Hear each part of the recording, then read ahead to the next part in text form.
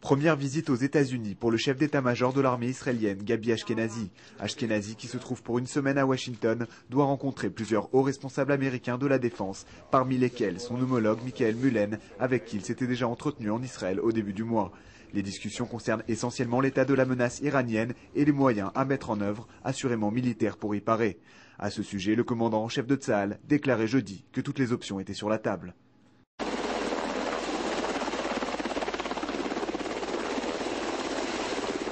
La visite de Gabi Ashkenazi à Washington intervient sur fond de tensions croissantes dans le golfe Persique. Des tensions qui semblent signifier qu'une escalade militaire avec l'Iran semble plus proche que jamais. Illustration avec ces vastes manœuvres qui se sont déroulées en début de semaine dans l'océan Pacifique. L'exercice baptisé Brimstone a impliqué 12 000 hommes issus de la marine américaine et britannique, mais aussi de plusieurs armées étrangères. L'objectif, se préparer à un blocus maritime de la République islamique.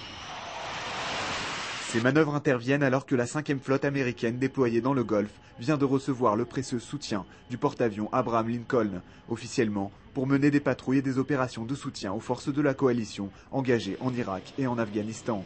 Mais dans le contexte actuel, difficile de croire que l'Iran verra ce renfort d'un bon œil, d'autant que des responsables du régime menaçaient récemment de fermer le détroit d'Ormuz si les pressions internationales se poursuivaient. Certainly we're paying attention to all the diplomatic actions that are being carried out.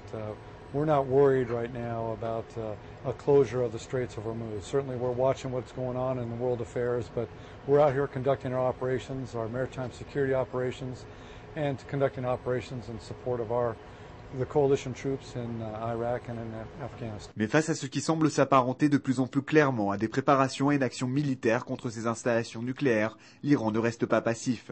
Le régime de Téhéran doit acquérir d'ici la fin de l'année 2008 plusieurs systèmes de défense antiaérien de type S-300 et de fabrication russe.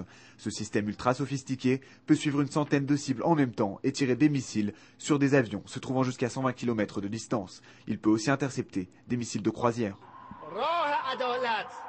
راه عزت راه خدا ایستاده است و سر سوزنی از برابر قدرت‌های زورگو. Bien que l'action diplomatique et celle des sanctions restent toujours privilégiées par la communauté internationale pour faire céder l'Iran sur son programme nucléaire, les tensions n'ont jamais été aussi fortes dans le golfe Persique. Désormais, il apparaît que des deux côtés, on se prépare activement au pire des scénarios.